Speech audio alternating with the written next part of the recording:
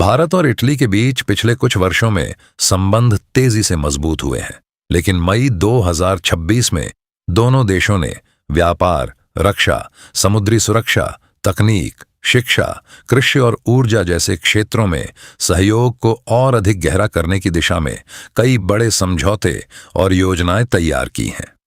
प्रधानमंत्री नरेंद्र मोदी की इटली यात्रा के दौरान दोनों देशों ने अपने रिश्तों को स्पेशल स्ट्रैटेजिक पार्टनरशिप के स्तर तक ले जाने पर जोर दिया।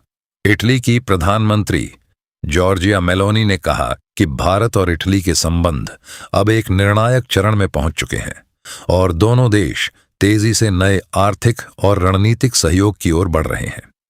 भारत और इटली के बीच सबसे बड़ा फोकस व्यापार और निवेश को बढ़ाने पर है। दोनों देशों ने वर्ष 2029 तक द्विपक्षीय व्यापार को 20 बिलियन यूरो तक पहुंचाने का लक्ष्य रखा है।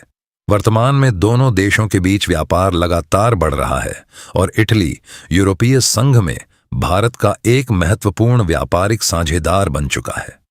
Machinery, automobile parts, fashion, chemicals, pharmaceuticals, engineering उपकरण और कृषि उत्पादों का व्यापार तेजी से बढ़ रहा है।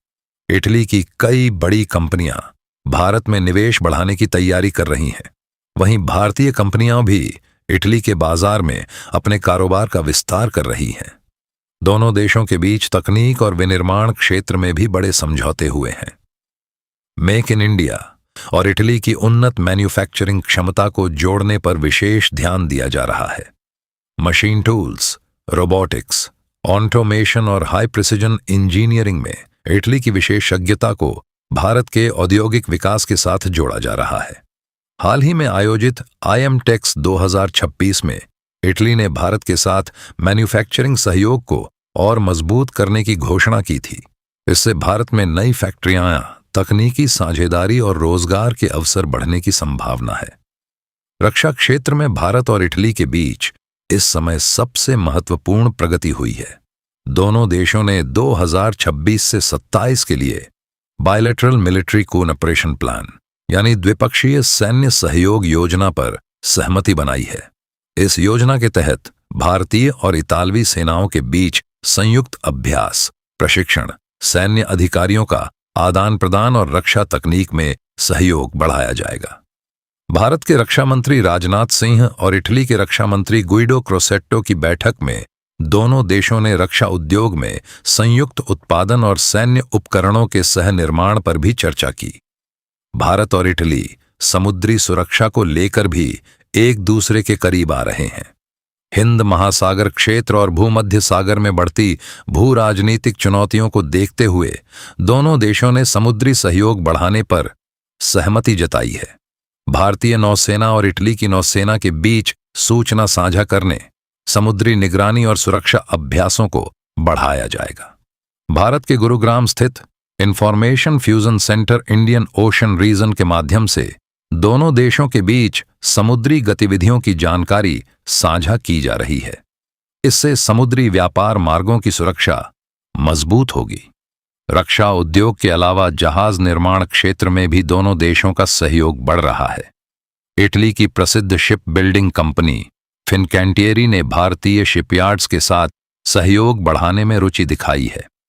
दोनों देशों ने आधुनिक युद्धपोत, तटरक्षक जहाज और हाईटेक समुद्री प्लेटफॉर्म के संयुक्त निर्माण की संभावनाओं पर चर्चा की है। भारत अपनी आत्मनिर्भर रक्षा नीति के तहत विदेशी कंपनियों के साथ तकनीकी साझेदारी बढ़ा रहा है और इटली इसमें अहम भागीदार बन सकता है।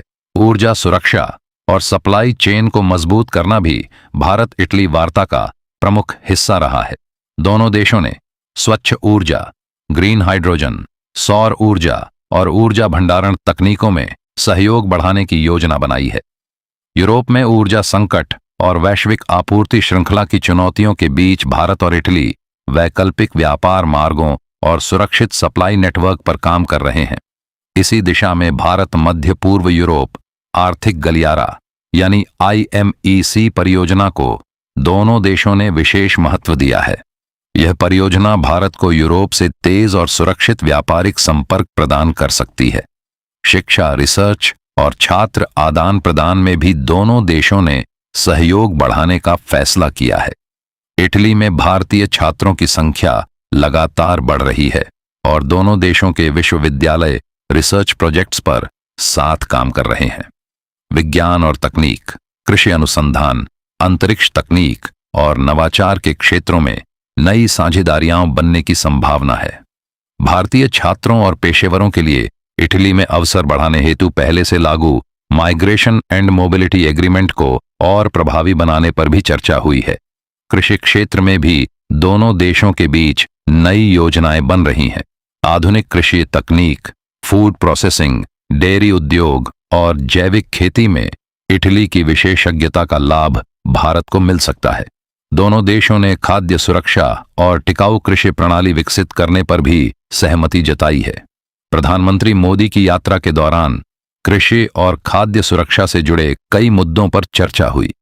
भारत और इटली केवल आर्थिक साझेदार ही नहीं, बल्कि वैश्विक राजनीति में भी एक दूसरे के करीबी सहयोगी बनते जा रहे हैं। इंडो पैसिफिक क्षेत्र की सुरक्षा, यूक्रेन युद्ध, पश्चिम एशिया की स्थिति और वैश्विक आतंकवाद जैसे मुद्दों पर दोनों देशों ने साझा दृष्टिकोण अपनाने की कोशिश की है। लोकतंत्र, शांति और स्वतंत्रता जैसे साझा मूल्यों को दोनों देशों ने अपने संबंधों की नींव बताया है। विशेषज्ञों का मानना है कि भारत और इटली के बीच बढ़ती नजदीकी केवल व्यापार तक सीमित नहीं है, बल्कि यह यूरोप और हिंद महासागर क्षेत्र में एक नए रणनीतिक संतुलन का संकेत भी है। इटली भारत को एशिया में एक मजबूत और विश्वसनीय साझेदार के रूप में देख रहा है, जबकि भारत इटली को यूरोप में अपने महत्वपूर्ण सहयोगी के रूप में मजबूत करना चाहता है। आने वाले वर्षों में रक्षा उत्पादन, हाई टेक्नोलॉजी, समुद्री सुरक्षा और ऊर्जा क्षेत्र में दोनों देशों के संबंध और अधिक मजबूत होने की संभावना है।